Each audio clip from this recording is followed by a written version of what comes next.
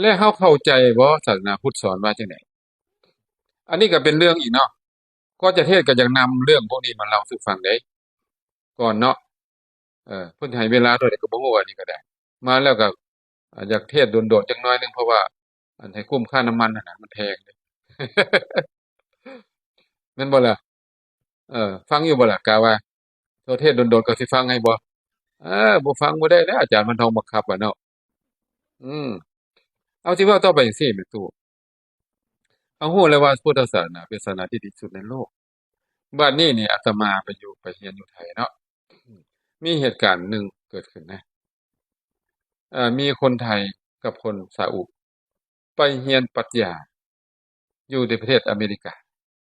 เรียนปริญญาเอกนะเขาไปเรียนนำกันนะบัดนี้เขาก็เป็นคนเอเชียนำกันเนาะเขาก็เลยฮักกันเลยมี2คนนี่แหละไปเรียนนั่นปรัชญาเรียนศาสนาเปรียบเทียบนี่นะถูกคอกันบัดนี้ถูกคอกันแล้วก็เวลาวันพักก็มาเยี่ยมกันเนาะอันเซี่ยวอันอิสลามเนี่ยเซี่ยวซาอุเนี่ยมาเยี่ยมเซี่ยวไทยฮอดบ้านพักก็เลยบอกสหายท่านนับถือพุทธศาสนาแม่นบ่แม่นข้าพเจ้าอยากถามท่านว่าพุทธเจ้าสอนอิหยังอือตายบัดนี้พุทธลันล่าแล้วบ่ได้ไปเรียนอิหยังเลยนะนี่นะบ่ได้เรียนเลยเอ๊บ่ฮู้ว่าซั่นตายว่าซั่นเนาะว่านะตายแล้วเจ้าน่ะเป็นพุทธบ่แม่นเป็นพุทธแท้พุทธเทียมเด้เจ้าน่ะโอ้แม่ตู้เอ้ยมันมี2พุทธเด้อเฮาเด้อพุทธสมโนครัวเนาะแม่นบ่กับพุทธแท้นี่คือนับถือด้วยศรัทธาด้วยใจมีความเชื่อหยังล่ะเชื่อตถาคตโพธิสัตถาเด้เชื่อกรรมเชื่อผลของกรรมเชื่อการตรัสรู้พุทธเจ้าเด้ศรัทธาประกอบด้วยปัญญาเสียด้วยนะแม่นบ่ล่ะโอ้ขายหน้ายังไงล่ะบัดนี้ขายหน้ายังไงอาระวังสิได้บัดนี้ว่างๆก็พยายามเด้อไปหาแหน่ว่างๆได้ๆตอบบ่ได้ตอบบ่ได้ถ้าไปหามื้อใดสิมีคำตอบให้ว่าซั่นนะอ้าวไปวันมื้อพาก็ไปแม่ตู้เอ้ยบ่น่ามีบ่น่าเกิดบ่น่าเป็นไปเห็นตู้พระไตรปิฎกภาษาอังกฤษอยู่เต็มห้องเลยหนังสือพุทธศาสนาเต็มห้องเลยเราก็เลยถามว่าท่านเนี่ยนับถืออิสลามแต่ว่าเป็นหยังคือมาอ่านหนังสือพุทธเราบอกว่าพ่อน้อยนี่บ่แม่นอ่านแต่หนังสือพุทธหนังสือทุกศาสนาอ่านหมดแต่พอมาอ่านพุทธปุ๊บสะดุดเลยรู้สึกว่าหาข้อบกพร่องบ่ได้แฮ่งอ่านแฮ่งมักแฮ่งอ่านแฮ่งโอ้ยประทับใจเดี๋ยวนี้เฮานี่นะเป็นพุทธเดี๋ยวนี้นะเป็นอิสลามเฉพาะสมโนครัวแต่ว่าตัวข้าพเจ้านะใจข้าพเจ้าเป็นพุทธหมดแล้ว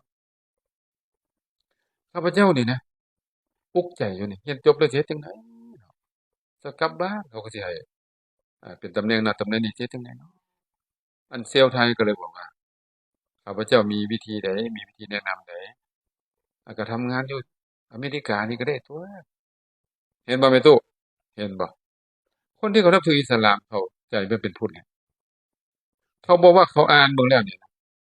คำสอนพุทธศาสนาดีที่สุดเลยบ่มีการฆ่าบ่มีการเบียดเบียนบ่มีการหยังมีความมีเมตตากรุณามีแต่รักใคร่ซึ่งกันและกันแม้แต่มดก็บ่ให้ฆ่าว่าต่อไปเว้าง่ายๆไปนี่ยิ่งคำแผ่เมตตาแม่ตู้เอ้ยได้แผ่กันอยู่บ่ล่ะสัพเพสัตตาอันว่าสัตว์ทั้งหลายทั้งปวงที่เป็นเพื่อนทุกข์เกิดแก่เจ็บตายด้วยกันทั้งหมดทั้งสิ้นได้ฟังบ่เขาแผ่ไปนี่เขาได้ฟังกันบ่นี่นะสัพเพสัตตานี่นะสัตว์ทั้งหลายทั้งปวงที่เป็นเพื่อนทุกข์เกิดแก่เจ็บตายด้วยกันทั้งหมดทั้งสิ้นอย่าเบียดเบียนกันเด้ออย่าฆ่ากันเด้ออย่ามีเวรต่อกันอยู่กันผาสุกเด้อเบิ่งดูนี่คำสอนของพระองค์แต่ละคำนี่นะเป็นจังไดล่ะสุดยอดอันนี้ก็นำมาตัวอย่างหนึ่งเนาะตัวอย่างหนึ่งแล้วก็ขอนำตัวอย่างหลายๆตัวอย่างมานำหน้าซะก่อนเมื่อหลายปีที่ผ่านมาอันนี้ก็ได้อ่านข่าวคือกันมีห้างหนังสือใหญ่อยู่ที่กรุงลอนดอน ห้างหนังสือใหญ่ที่สุดในกรุงลอนดอนอังกฤษเนี่ยได้นำหนังสือพุทธศาสนาเข้ามาจำหน่ายเนาะคนก็เอาไปซื้อมาอ่านมันเป็นของแปลกซื้อมาอ่านซื้อมาอ่านซื้อมาอ่านเออบัดนี้บาทหลวงเนาะหลวงพ่อใหญ่บาทหลวงเพิ่นน่ะนะเพิ่นบ่พอใจเด้เพิ่นว่าจั่งใดล่ะโอ้ยร้านหนังสือนี่บ่ถูกแล้วเอาเป็นคริสต์มาเอาพุทธศาสนามาเผยแพร่บ่ได้เดี๋ยวนี้นะเสียหายเสียหายบ่ได้บ่ได้เป็นจังซี่น่ะอยู่มามื้อหนึ่งเนาะหลวงพ่อบาทหลวงนี่ก็มาเด้มาหาเจ้าของร้านหนังสือแล้วก็มาต่อว่าเออหลวงพ่อมาเฮ็ดหยังขาน้อยมีเวียกลมนำเจ้านี่น่ะยกมาเคลียร์กันว่าซั่นเจ้านี่เฮ็ดผิดหลักการหลายขาน้อยผิดอีหยังเจ้าเอาหนังสือพุทธมาจำหน่ายนี่นะอาฮู้บ่ล่ะมันคนละศาสนามันเป็นปฏิปักษ์กันนะมันเสียหายฮู้บ่ล่ะฮู้ขาน้อยเราก็เว้าไปหลวงพ่อนี่นะให้เจ้าเลิกจำหน่ายเอาขายให้เบิดซะแล้วก็เซาเด้อเจ้าของร้านบ่รับซื่อๆอยู่หลวงพ่อบาทหลวงนี่ก็เว้าจนเมื่อยเนาะเพิ่นก็อันขาน้อยนะขอโอกาสนะหลวงพ่อชี้แจงหน่อยหนึ่งได้บ่ได้ว่าซั่นอันการที่เราจะรู้ศาสนาอื่นว่ามันดีบ่ดีมันมีข้อบกพร่องจั่งใดนี่เราก็บ่ต้องเรียนก่อนบ่หรือจั่งใดเราสิรู้ต้องเราบ่บ่คนอื่นเราบ่รู้บ่ก็เรียกว่ารู้เขารู้เรามันดีเราจะรู้ข้อบกพร่องเราจะโจมตีเขาเราก็จั่งสิรู้อันนี้เราแต่รู้แต่ของเราเองหลวงพ่อว่านี่ขาน้อยเว้าถูกบ่เจ้าก็เว้าถูกก็นี่นะ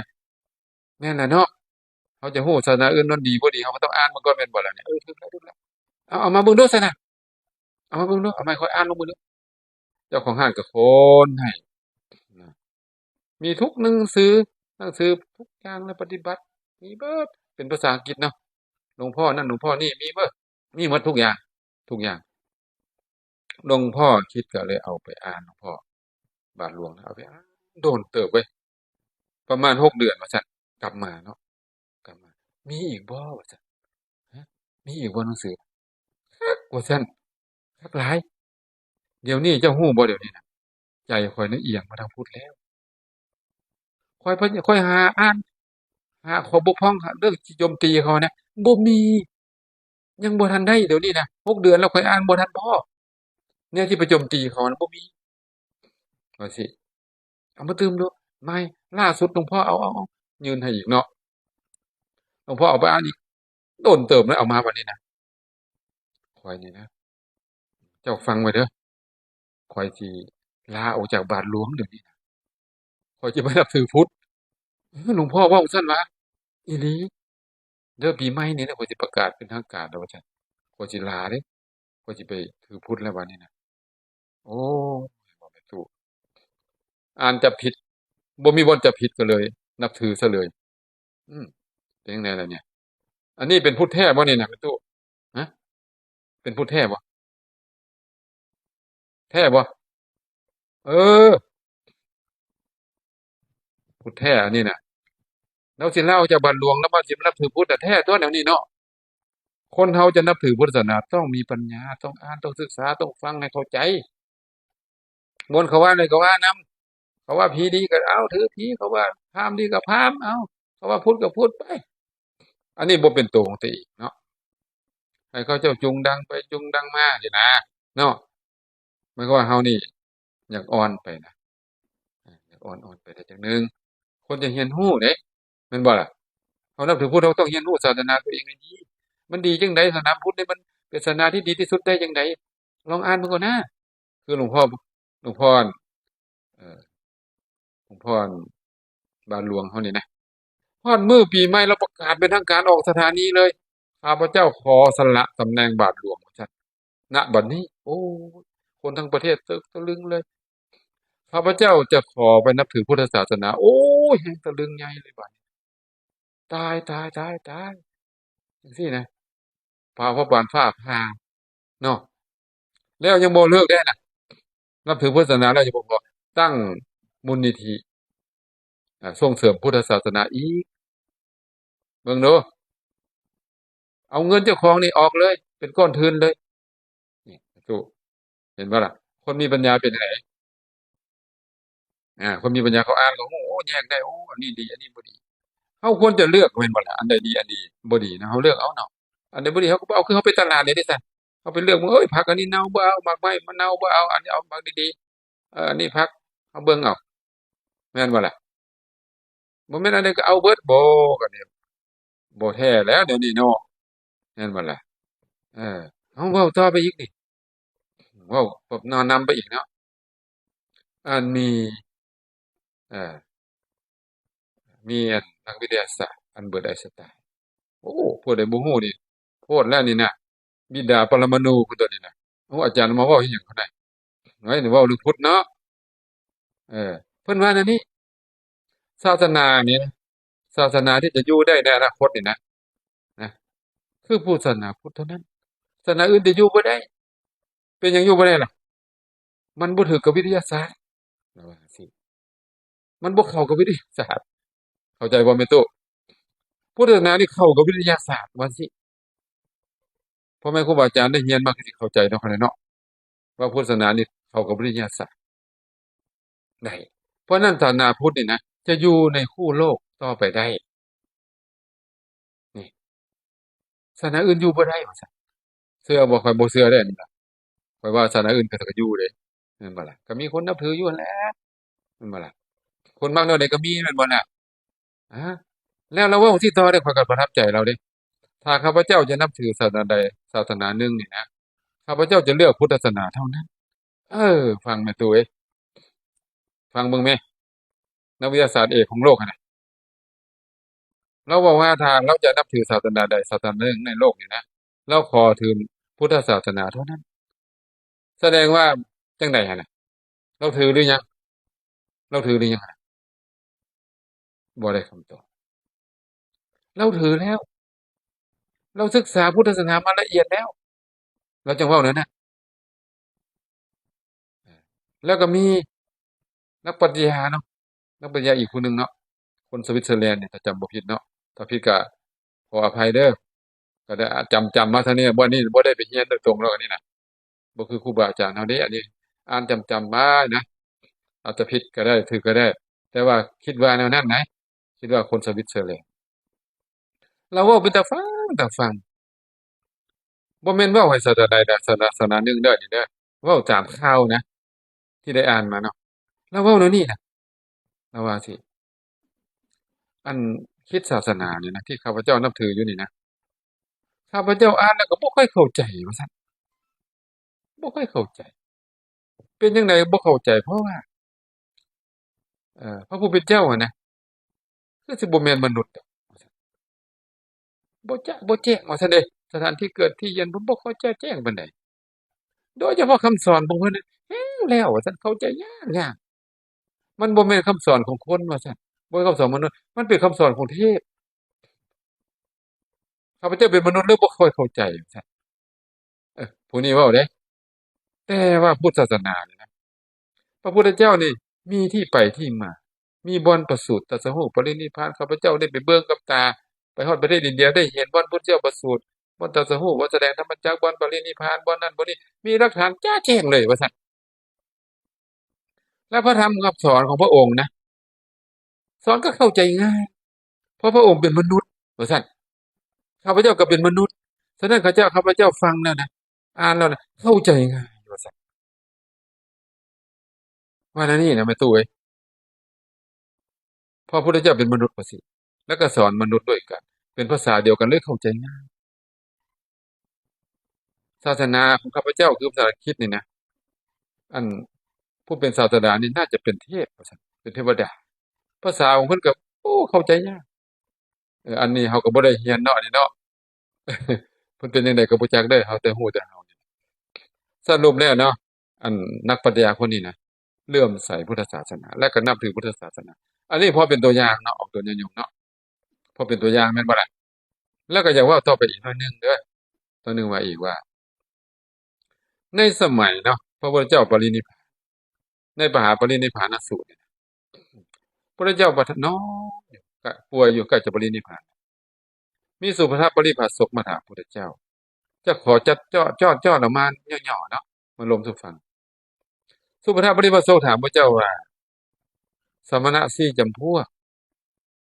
นะสมณะสี่จำพวกเนี่ยมีอยู่ในศาสนาใด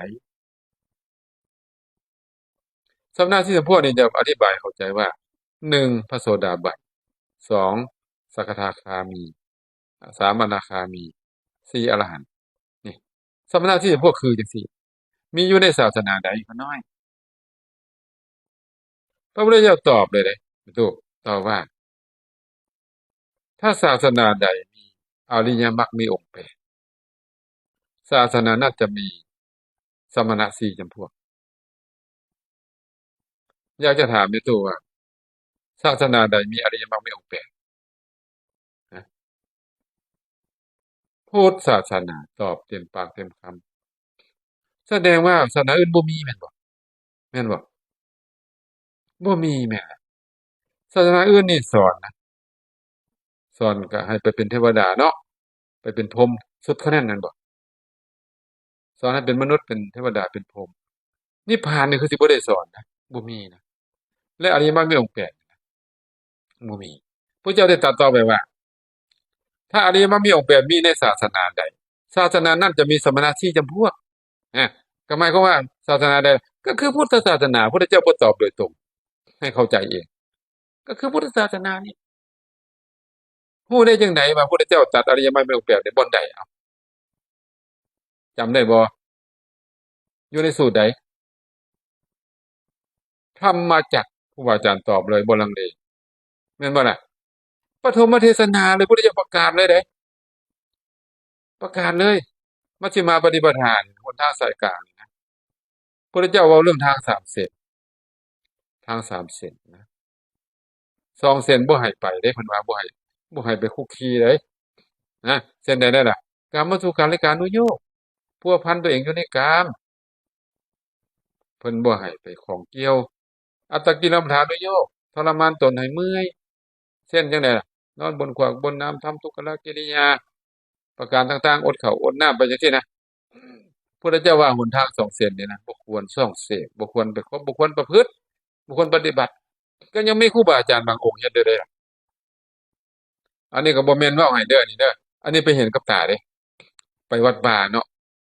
ไปเที่ยวไทยว่าซั่นไปวัดป่าคือเฮาก็อาตมาก็มักวัดป่านะก็ไปเห็นเนาะไป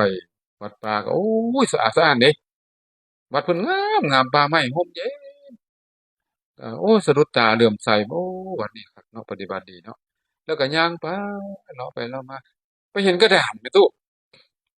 เห็นกระดานหนึ่งเห็นบอร์ดอยู่ศาลาแม่ตู้ว่ากระดานนี่เนาะผู้ใดตอบถูกมีรางวัลฮะเห็นกระดานอันหนึงมีตัวหนังสือครูบาอาจารย์ก็ตอบได้เด้อเขาได้เด้อกระดานนี่หยังอะน่ะโอ้คือสิเดาบ่ถูกเนาะเออเดาให้เดาให้เดาเดาโลดกระดานนี่หยังติดอยู่ข้างศาลามีตัวหนังสือเป็นแถวปริศนาธรรมบ่คะน่ะสุภาษิตเนาะเอก็มีบางวัดก็ติดสุภาษิตอยู่นำต้นไม้เทศน์เป็นแม่นบ่ล่ะต้นไม้สอนธรรมเนาะบ่แม่นเขาน่ะบ่แม่น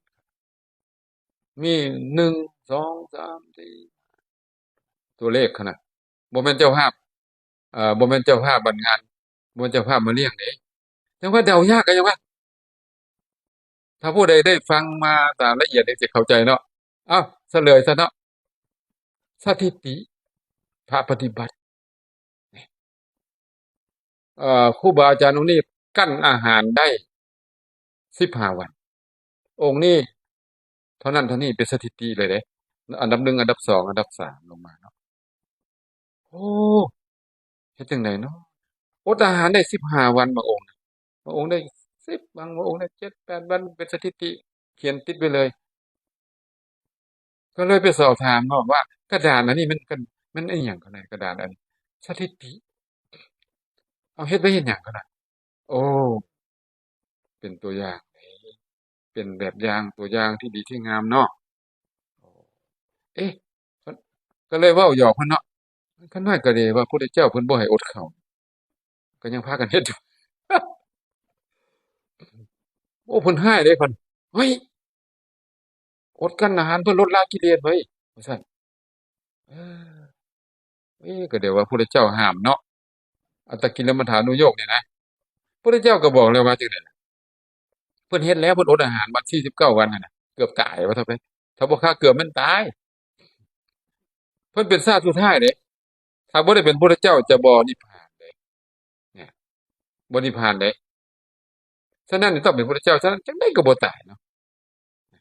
เพิ่นมาพิจารณาเบิ่งป๊าดพิจารณามึงเพิ่นพิจารณาจังซี่เด้อสิเว้าให้ฟังเด้อ เพิ่นพิจารณาว่าเฮานี่เฮ็ดปานนี้ยังบ่ได้บรรลุนะ6ปีมาแล้วนี่นะเพราะหยังจังบ่ได้บรรลุนี่นะมาพิจารณาเบิ่งเนาะสมัยเฮาเป็นเด็กน้อยๆนี่นะอายุจักปีเหรอเพิ่นเป็นเด็กน้อยน่ะฮะเพิ่นไปนั่งอยู่ต้นว่าพอเพิ่นไปแฮกหาทุกวันนั่นน่ะจักปีก็7บ่7ปีเนาะ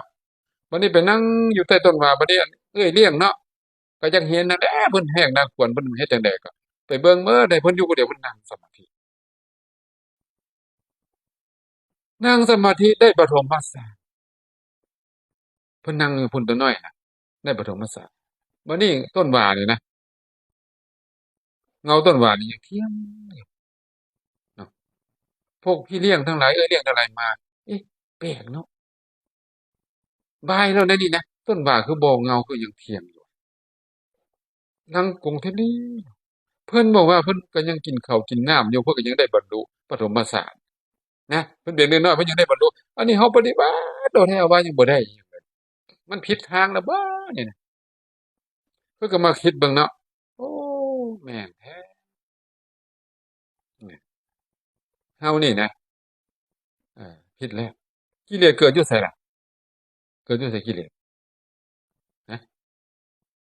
กิเลสเกิดอยู่ไส อยู่ใจเอาแล้วมาทรมานกายมันถึกบ่แล้วเนี่ย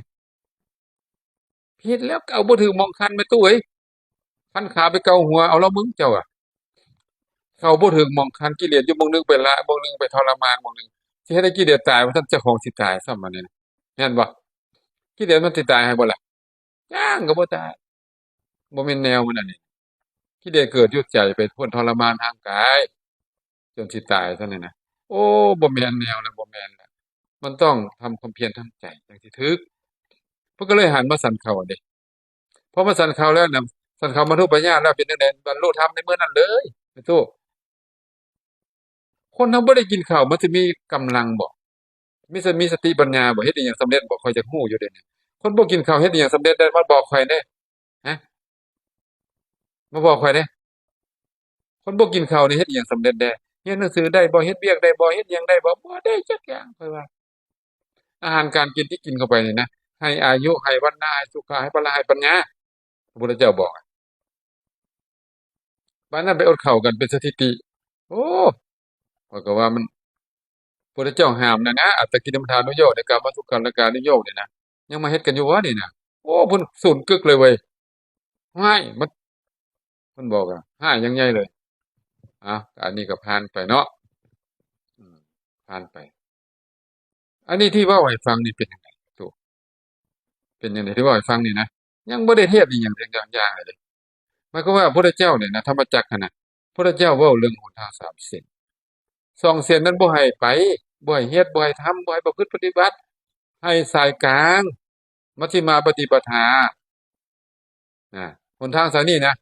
ประกอบด้วยอริยมรรคมีองค์แปดมีอย่างใดองค์แปดนั่นน่ะ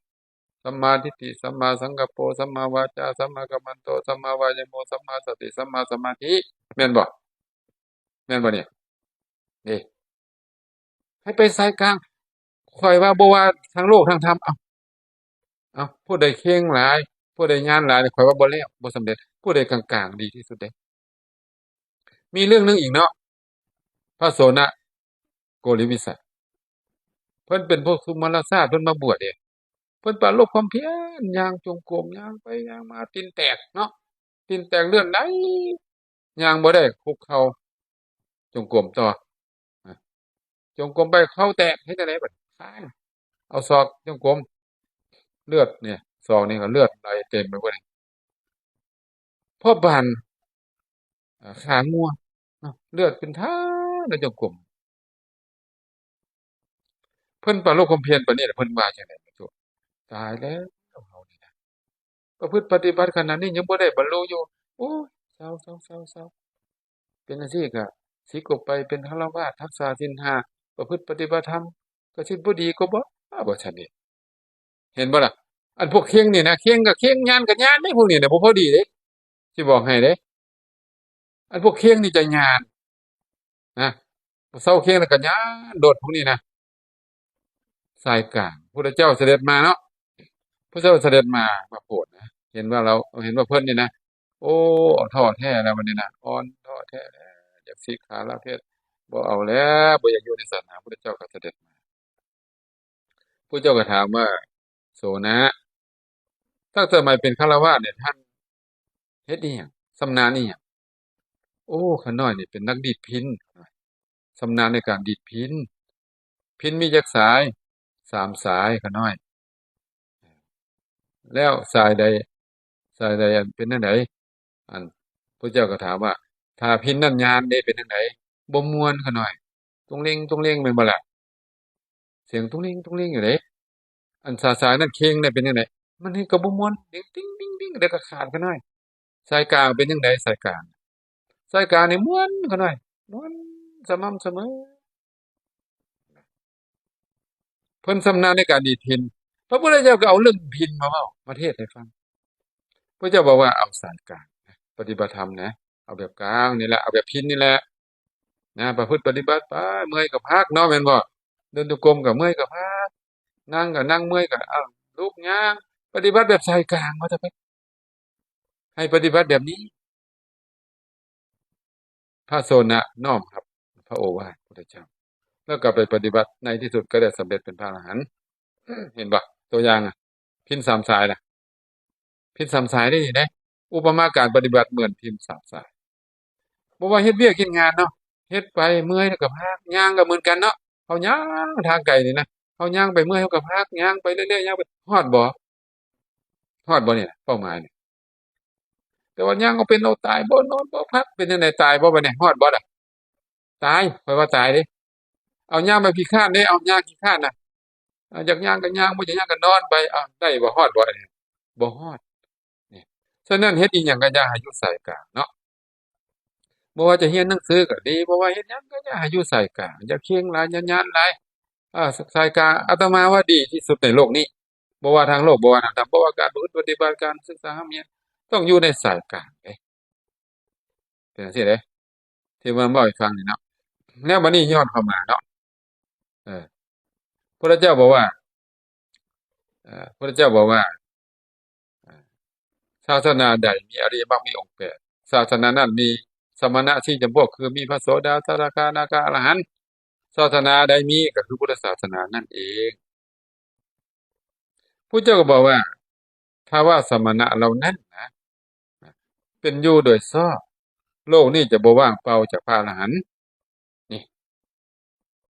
เห็นบ่แม่ตุแสดงว่าสมณะเหล่านั้นก็จะ